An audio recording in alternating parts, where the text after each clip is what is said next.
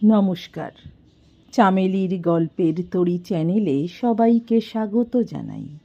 আজকে আমি আশাপূর্ণা দেবীর লেখা স্বাধীনতার সুখ গল্পটি পাঠ করে শোনাব আপনাদের। আশা করছি গল্পটি আপনাদের বেশ ভালো লাগবে। শুরু করছি আজকের গল্প স্বাধীনতার সুখ। চঞ্চলার দিদি উজ্জ্বলা এ পাড়ায় এসে বাড়ি করার পর থেকে ভারী সুবিধে হয়েছে চঞ্চলার। দিদিকে এত কাছে পেয়ে যেন বর্তেই গেছে সে। মা বাপ থাকেন দূর বিদেশে, তাদের সঙ্গে দেখা হওয়া দৈবাতের ঘটনা। বেচারা চঞ্চলা শ্বশুর বাড়িতে এসে থেকে গেছে তো গেছেই, এ বাড়িরই সম্পত্তি হয়ে গেছে যেন।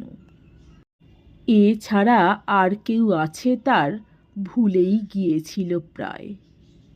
দিদি উজ্জ্বলা অবশ্য দূর বিদেশে থাকত না, হাওড়ার ওদিকে কোথায় যেন তার শ্বশুর বাড়ি ছিল, কিন্তু তাই বা কদিন দেখা হয়েছে। দুজনেই পরাধীন জীব।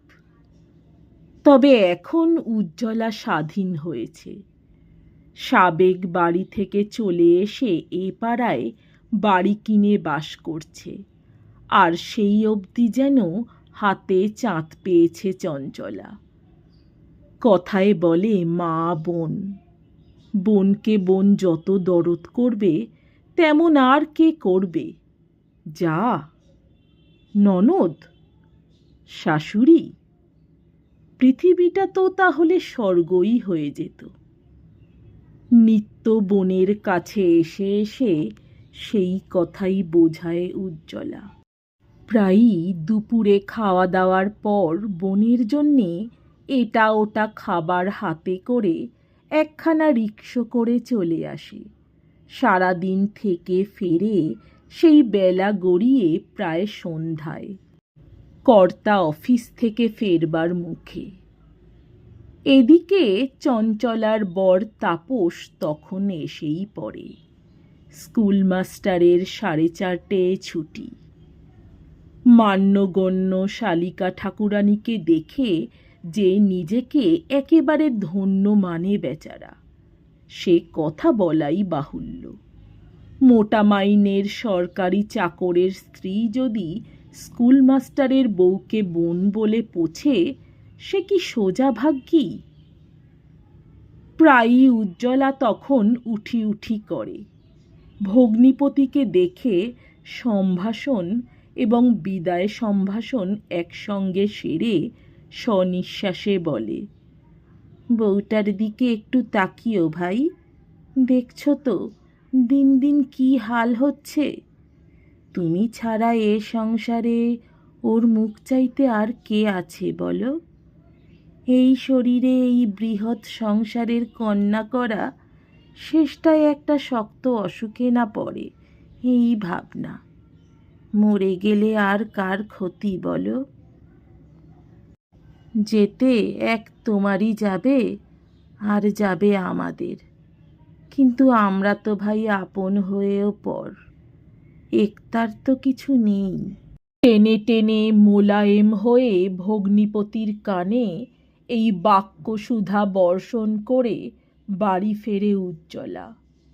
অপ্রতিভ তাপস, অপরাধী তাপস বউয়ের দিকে অপলক নেত্রে তাকিয়ে তাকিয়েও ঠিক ঠাহর করতে পারে না চঞ্চলার হালের হঠাৎ এমন কি অধঃপতন হয়েছে। পাকশিটে রোগাটে গড়ন ওর বরাবরই। মোটা যদি হয় সে শালগ্রামের শোয়া বসা বোঝা যায় না, কিন্তু মজবুত তো খুবই। অবলীলাক্রমেই তো সংসার করে। বউয়ের শরীরের জন্যে উদ্বেগ প্রকাশ করা কর্তব্য, এ বোধই তো কোনোদিন জন্মায়নি বেচারা স্কুল মাস্টারের। প্রথম প্রথম ভীত হয়ে চঞ্চলাকে এ বিষয়ে প্রশ্ন করত, কিন্তু হেসেই ওরা তো চঞ্চলা। বলতো, দিদির কথা বাদ দাও, দিনরাত্রিরই উনি আমাকে রোগা হয়ে যেতে দেখছেন। যে রেটে দেখেন সে সত্যি হলে বউটি তোমার এতদিনে কর্পূরের মতো উপে যেত, বুঝলে মশাই?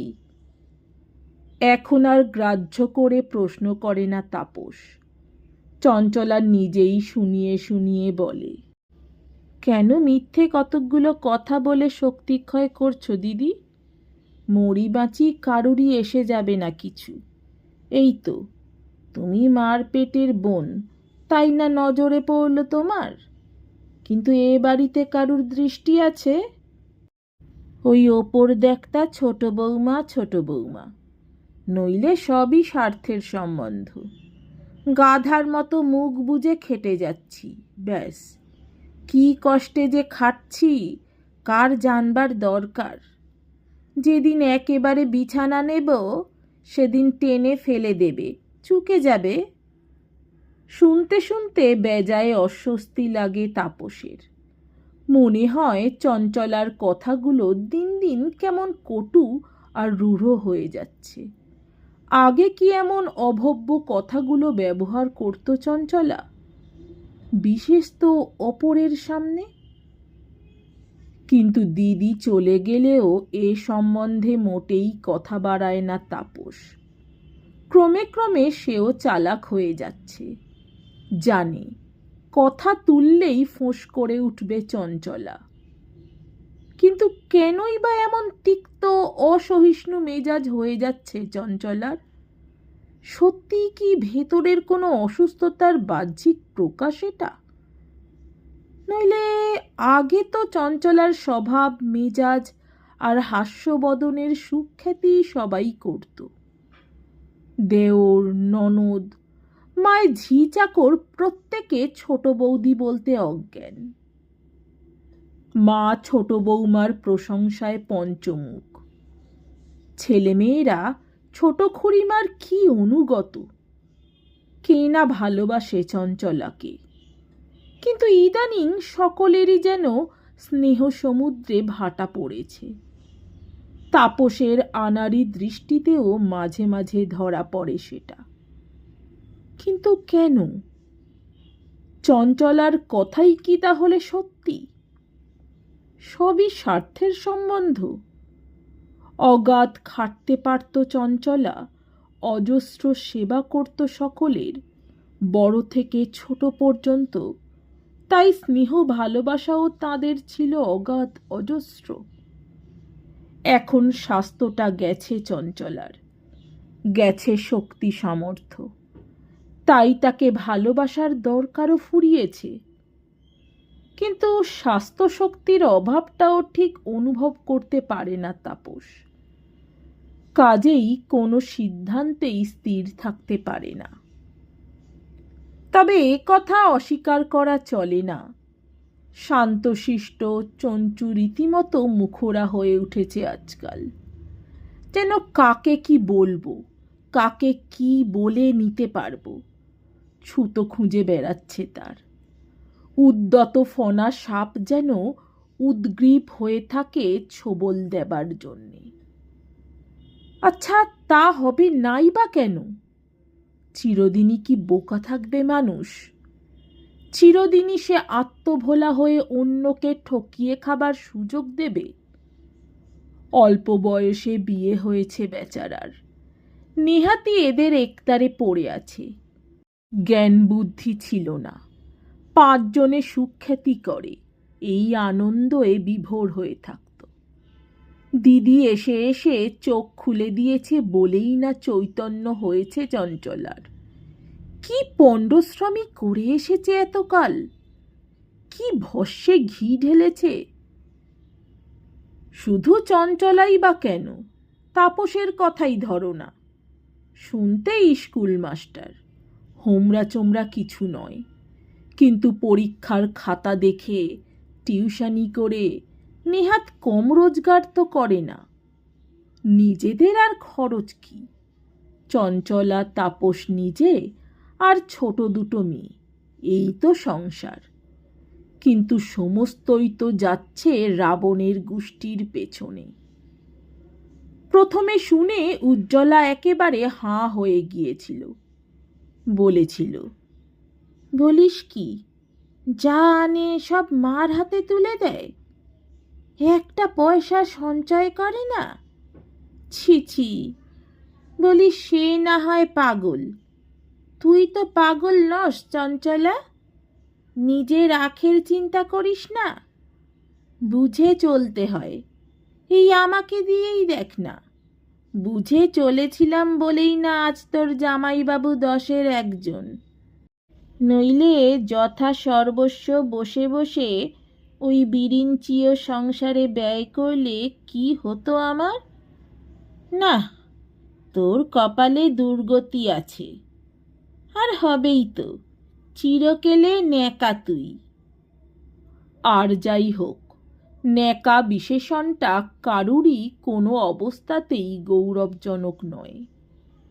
শুনে অপমানে দুঃখে মরিয়া হয়ে উঠেছিল চঞ্চলা, আর তাপসকে বেশ এক হাত নিয়েছিল সে সেদিন। সত্যিই তো, তাপসেরই টাকা, তাপসের বউ ছেলের জন্যে ব্যয় হবে দুতরফা হাত ঘুরে ভাসুরের বদান্যতার রূপে। কেন, কেন এত অপমান? কেন চঞ্চলা জায়ের কাছে গিয়ে খুকির মতো দরবার করবে? বরঠাকুরকে বলবেন দিদি, হাসির হরলিক্সটা একেবারে ফুরিয়ে গেছে। আর পতি গরবে গরবিনী বড়জা একগাল হেসে বলবেন, সে আর তোমার বরঠাকুরকে বলতে হবে না ছোট বউ। দেখো গে, সে জিনিস এসে তোমার টেবিলে বিরাজ করছে। কখন বুঝি দেখেছেন তুমি খালি বোতলটা ধুচ্ছ, অমনি ছুটেছেন দোকানে। ভাসুরের এ হেন স্নেহ আর সদ্বিবেচনার পরিচয় পেয়ে ভাদ্র বউয়েরও অবশ্য উচিত পুলকিত আনন্দে বিস্ময়ে প্রকাশ করা। এতকাল চঞ্চলা করেও এসেছে, তাই করেছে নিতান্তই ন্যাকা ছিল বলে। এখন আর আদিক্ষেতা ভালো লাগে না তার। কেন, তাপস কি দোকান বাজারের রাস্তা চেনে না?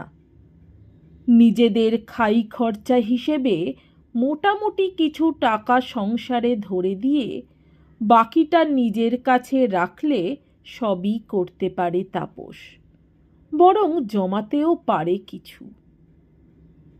কত কাণ্ড করে, কত কাঠখড় পুড়িয়ে, তাপসের সঙ্গে কত রাগারাগি করে এতদিনে তবে সেই ব্যবস্থার প্রবর্তন করতে পেরেছে চঞ্চলা। তবু সুখ কই? স্বাধীনতা না হলে সুখ কোথায়? মাথার ওপর 3 জন কর্তা, 5 জন গিন্নি, কি সুন্দর অবস্থা চঞ্চলার। এই হিমালয় পর্বত ভেদ করে স্বাধীনতার সূর্যরশ্মি কখনো কি দেখা দেবে চঞ্চলার অন্ধকার জীবনে? আজও বলে গেল উজ্জ্বলা, কি করবি বল, বরটি যে তোর একেবারে বুদ্ধু, নইলে আজ আমার মতে চললে তোর দুঃখ কিসের? এই তো তোর জামাইবাবু বলছিলেন কোন বন্ধুর বাড়ির 1 তলাটা নাকি ভাড়া দেবে। তাপস যদি থাকে তো নেহাত গলা কাটা ভাড়া নেবে না, খুব খাতির কি না? তা কে বা যাচ্ছে, কে বা থাকছে? তাপসবাবুর যে একেবারে মা ভাইয়ের চরণে মাথা মুড়োনো। ওরে বাবা, সুসময়ে সবাই স্বজন, অসময়ে কেউ নয়, দেখলাম তো ঢের। তবে আমি যে চঞ্চলা বলে মরে যাই, সে নেহাত নারীর টান বলেই। তা দেখিস আবার বলে, যদি বুঝিয়ে সুঝিয়ে কিছু করতে পারিস। কচি দুটোর কথা বাদ দে, দুটো প্রাণী রাঁধবি, বাড়বি, খাবি, সর্বদা ফিটফাট হয়ে থাকবি, সিনেমা থিয়েটার দেখবি, ঘরদোর সাজাবি, এই তো বয়স। তা নয়, ভোর থেকে বেলা 1টা অবধি রাবণের চুলোর মতো দুটো চুলোর সামনে ঝলসে পুড়ে গামলা গামলা রাঁধো, শখ নেই, স্বাদ নেই, সাজগোজ নেই, দেখলে যেন প্রাণ ফেটে যায় আমার। মেয়ে দুটোরই কি যত্ন হয় কিছু? এই তো দেখলাম সেদিন খালি গায়ে নিচের দালানে ঠান্ডায় বসে তোর জায়ের মেয়ে ছেলের সঙ্গে রুটি খাচ্ছে। মা গো, অমন দুঃখ চেটে করে ছেলেপিলে মানুষ করা শত জন্মে দেখতে পারিনি। আমার বুকু বিজু অত বড় ছেলে এখনো রুটি কি জিনিস তা জানে না। যা করে ওই লুচি সন্দেশ। শুনে মনে হয়েছে চঞ্চলার ধরনী দ্বিধা হও। অথচ সংসারটার যদি পকেট সংস্করণ করা যায়, চঞ্চলার মেয়েরাও লুচি সন্দেশের ওপর থাকতে পারে নাকি? হায়, তাপস এত নির্বোধ কেন? তার নির্বোধ লোকদের নিয়ে সবসময়ই যে অসুবিধে এমন নয়। ওদের বুদ্ধির স্থানটা খালি থাকে বলেই অপরের বুদ্ধিটা ঢুকিয়ে দেবার জায়গা থাকে। একটু অধ্যবসায় থাকলেই হলো। তা সে অধ্যবসায়ে উজ্জ্বলত্ব আছেই। উত্তরাধিকার সূত্রে চঞ্চলারও জন্মেছে। ক্রমশ তাপসেরও চৈতন্য দৃষ্টি উন্মিলিত হয়। সেও পরম আফসোসের সঙ্গে টের পায় কি বোকামি করে এসেছে এতকাল। কিন্তু দৃষ্টিশক্তি পেলে কে আর চোখ বুজে থাকতে চায়? এরাও চাইল না। জামাইবাবুর বন্ধুর নিচের তলাটা ভাড়া নিয়ে স্বাধীন সংসার পাততে গেল চঞ্চলা। গাঁটছড়া বেঁধে তাপসও বটে। মা সাপসাপান্ত করতে লাগলেন বউকে। ভাজেরা লুকিয়ে চোখ মুছল। দাদারা নিঃশ্বাস ফেলে চুপ করে থাকলেন। অবুঝ কটা ছেলে মেয়ে চঞ্চলাকে জড়িয়ে ধরে বলতে এসেছিল, ছোট খুড়িমা, ছোট খুড়িমা, আমরা তোমার নতুন বাড়িতে যাব। তাদের মায়েরা টেনে সরিয়ে নিল। অস্বস্তি চঞ্চলারও যে না হচ্ছিল তা নয়। বাবা, একবারেই চৌকাঠটা ডিঙোতে পারলে হয়। অক্টোপাসের বন্ধন। নতুন বাড়িতে এসে আনন্দ আর ধরে না চঞ্চলার। নিজের সংসার, কি অদ্ভুত সুন্দর কথাটা। যেমন খুশি রাঁধো, যত খুশি সিনেমা দেখো। বাবা, এই সিনেমা দেখা ব্যাপারটা ও বাড়িতে কি বিরাট মূর্তি ধারণ করে। প্রথমে চাই শাশুড়ির পারমিশন। তিনি আবার দু চক্ষে দেখতে পারেন না ওসব। অনেক বলে কয়ে যদি বা মত হলো তো আর্জি গেল বড় ভাসুরের কাছে। তিনি অবশ্য বারণ কোনোদিনই করেন না, তবু জিজ্ঞেস করে যাওয়াই রেওয়াজ। না গেলে নাকি অমান্য করা হয়। তারপর সংসারের কাজের ভাগ, সেগুলো সেরে না যেতে পারলে কেউ কিছু বলুক না বলুক নিজেরই লজ্জা। এত কাণ্ডর পরও কি নিস্তার আছে? একা যাবার জো নেই। বড় যাদের যাবার জন্যে অনুরোধ করতে হবে, তারা হয়তো যেতে চাইবেন না। তখন ভাগ্নি, ভাসুরঝি, ননদ ইত্যাদি যে যেখানে সমবয়সী আছে সবাইকে জুটিয়ে নিয়ে চলো। এত কাঠখড় পুড়িয়ে একটু সিনেমা দেখা। নেহাত নাকি ঝোঁক চঞ্চলার তাই, তাও কটাই বা দেখেছে। দিদি সব সময় বলে, বলিস কি, ওটাও দেখিসনি? কি রে তুই? আমার তো নতুন বই উঠলে না দেখা পর্যন্ত জীবনই মিথ্যে মনে হয়। হায়, মনে কি চঞ্চলারই হয় না? করবে কি? মিথ্যে জীবনের ভার বয়ে বয়েই তো এত বড়টা হলো সে। এতদিনে পেয়েছে সত্যের সন্ধান। নতুন বাড়ির প্রথম রাত্রেই তাপসকে শুনিয়ে দেয় চঞ্চলা, এবার থেকে কিন্তু সপ্তাহে 2টো করে সিনেমা দেখব।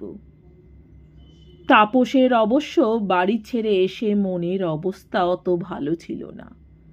সে উদাসভাবে বলে, খরচে কুলোতে পারলেই যেও। ও, সে আমি খুব পারবো, দেখে নিও তুমি, দুটো টিকিট কিনলেই তো হয়ে যাবে, বলে আর একটা আরামের নিঃশ্বাস পড়ে চঞ্চলার। বাবা, কারুর কাছে আর্জি করতে হবে না, এ কি সোজা সুখ। গুরুজন জিনিসটা কি গুরু ভার, বুকের ওপর যেন পাথর চাপানো থাকে। লোকে বলে পর্বতের আড়াল, এক পক্ষে ঠিকই বলে, পর্বত তো পাথরেরই সমষ্টি। আজ কিন্তু তুমি টিউশনিতে যেতে পারবে না, ঘাড় দুলিয়ে আবদার করে চঞ্চলা। একেবারে দুটো টিকিট কিনে বাড়ি ঢুকবে, বুঝলে? বউয়ের এই ভাবটা নেহাত মন্দ লাগে না তাপসের। বাড়িতে তো কথা কওয়ার এমন অবসরই ছিল না। হেসে বলে, বুঝলাম, কিন্তু হপ্তার 2 দিন করে কামাই চলবে তো? কেন চলবে না? বলবে আমার বউ সিনেমা দেখতে না পেলে রেগে আহার নিদ্রা ত্যাগ করবে। বেশ, তাই বলবো, বলে হাসতে হাসতে চলে যায় তাপস। আর সত্যি সিনেমার টিকিট 2খানা নিয়ে বাড়ি ঢোকে। মহৎ শাহে কাজ সারতে সারতে হঠাৎ একটা কথা ভেবে চঞ্চলার হাত পা ছেড়ে যায়। মেয়েরা কার কাছে থাকবে? সত্যি এটা তো খেয়াল হয়নি। তাপসেরও নয়। ও বাড়িতে থাকতে এসব প্রশ্নই উঠত না। থাকবে থাকুক, ব্যাস। কিন্তু এখানে উদ্বিগ্ন মুখে এসে স্বামীকে সেই প্রশ্নই করে। হ্যাঁ গো, পুষি হাসি কার কাছে থাকবে? সর্বনাশ, তাই তো। কেবলমাত্র 2টো টিকিটের আনন্দে এ সমস্যাটা তো বেমালুম ভুলে গিয়েছিল তারা। এখন গেলে কি আর টিকিট পাওয়া যাবে? তাছাড়া ওদের নিয়ে যাওয়া মানেই সব আনন্দ মাটি। কিন্তু কি করা যায়? সত্যিই তো দায়, একলা রেখে যাওয়া যায় না। তাপস গম্ভীরভাবে বলে, যাওয়া হবে না, কি আর হবে, পয়সাগুলোই নষ্ট। শুনে চোখে জল আসে চঞ্চলার। এমন নিষ্ঠুরের মতো কথা বলতে পারল তাপস? কিছুক্ষণ গুম হয়ে থেকে বলে, এই কান মলছি, যদি আর কোনোদিন যেতে চাই। তাপস হতাশভাবে বলে, রাগ করছো কেন অবুঝের মতো? আগেই এটা ভাবা উচিত ছিল আমাদের। যাগে, এক কাজ করা যাক, দোতলায় বাড়িওয়ালাদের কাছে রেখে এসো। তারা কি রাখতে পারবে?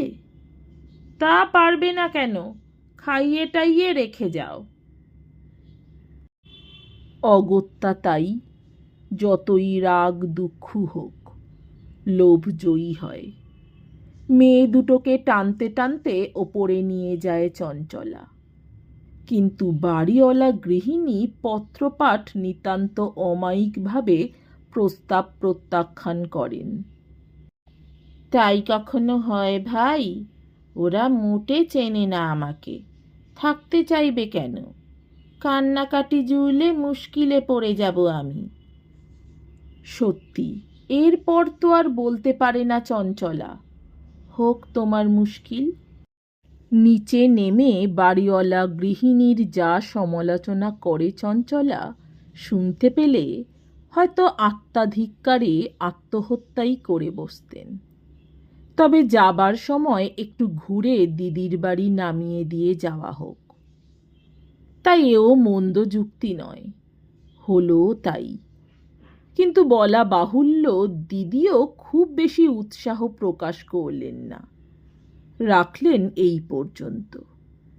রিকশোয় বসে তাপস বললে, দিদি কিন্তু এটা মোটেই পছন্দ করলেন না সে চঞ্চলাও হাড়ে হাড়ে বুঝেছে, তবে স্বীকার করতে চায় না। উড়িয়ে দিয়ে বলে, কি যে বলো তার ঠিক নেই, অপছন্দর কি আছে এতে? বড় মাসি হন, বঞ্ঝিদের একদিন। তাপস বাধা দিয়ে বলে, হ্যাঁ, জেনে রেখো এই একদিনই। এত কাণ্ড করে গিয়ে দেখে ছবির শো আরম্ভ হয়ে গেছে। আবার ফেরার সময় মেয়েদের নিতে হয়। দিদি বেশ কিছু ফেনিয়ে বেশ খানিকটা রসান দিয়ে যা বলেন তার তাৎপর্য হচ্ছে, ক্ষুধে দুটো প্রাণীকে নিয়ে এত নাস্তানাবুদ হয়েছেন তিনি, জীবনে নাকি এমন হননি। কি মেয়ে তৈরি করেছে চঞ্চলা, মেয়ে না বিচ্ছু? উজ্জ্বলারও তো কচি ছেলে মেয়ে ছিল, এমন তো কখনো, ইত্যাদি। ভারী মুখে ঘুমন্ত মেয়ে দুটোকে টেনে নিয়ে গিয়ে গাড়িতে তোলে তাপস আর চঞ্চলা। কিন্তু এখানেই কি শেষ? শেষ হলে হয়তো ভালোই হতো।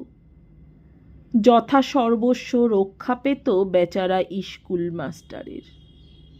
কিন্তু হলো কই? বাড়ির সামনে গিয়ে দেখলে দরজাটা খোলা, তালাটা অদৃশ্য। এর মানে তাপসের ঘাড়ে একটা মেয়ে অনেক কষ্টে দেশলাই জেলে ঢুকে আলো জেলেই মাটিতে বসে পড়ল, মেয়েটাকে মেঝে শুইয়ে দিয়ে। অনেক কষ্টে আর একটা মেয়েকে কোলে করে আসছে চঞ্চলা। রিকশাওয়ালার তাড়ায় তাপসেরই তো আবার গিয়ে এটাকে নামিয়ে আনবার কথা। কিন্তু ঘরে ঢুকে সে শুধু বসে পড়েই ক্ষান্ত হয় না, ডুকরে কেঁদে উঠে শুয়ে পড়ে। এটা যদি ধাঁধা হতো, এরপরে কিন্তু কেন বলে ছেড়ে দিতে পারতাম। ধাঁধা নয় বলেই বলে দিতে হচ্ছে। এই 2 ঘন্টা অনুপস্থিতির সুযোগে যথাসর্বস্ব উধাও হয়ে গেছে তাদের। শুধু মেয়েদের কাঁথাকানি আর বিছানা বালিশগুলো ঘরময় ছড়াছড়ি যাচ্ছে। প্রকৃতিস্থ যখন হলো চঞ্চলা, তীব্র স্বরে বলে উঠল, এর জন্য বাড়িওয়ালাকে পুলিশে দেওয়া যায়, তা জানো? ওদের সামনে সন্ধে রাত্রিরে। তাপস থামিয়ে দিয়ে বলে, চুপ চুপ, জামাইবাবুর বন্ধুর বাড়ি এটা, তা মনে রেখো। ওদের তো আমি দারোয়ান রাখিনি। নমস্কার। আমার গল্পপাঠ ভালো লাগলে, আরও এমন গল্প শুনতে চাইলে অবশ্যই আমার চ্যানেলটি সাবস্ক্রাইব করে দেবেন। লাইক, কমেন্ট, শেয়ার আর হাইপ করতে ভুলবেন না। পাশে থাকা বেল আইকনটা প্রেস করে দেবেন যাতে আমার গল্প আসলে প্রথমেই আপনারা নোটিফিকেশান পেয়ে যান। অনেক ধন্যবাদ।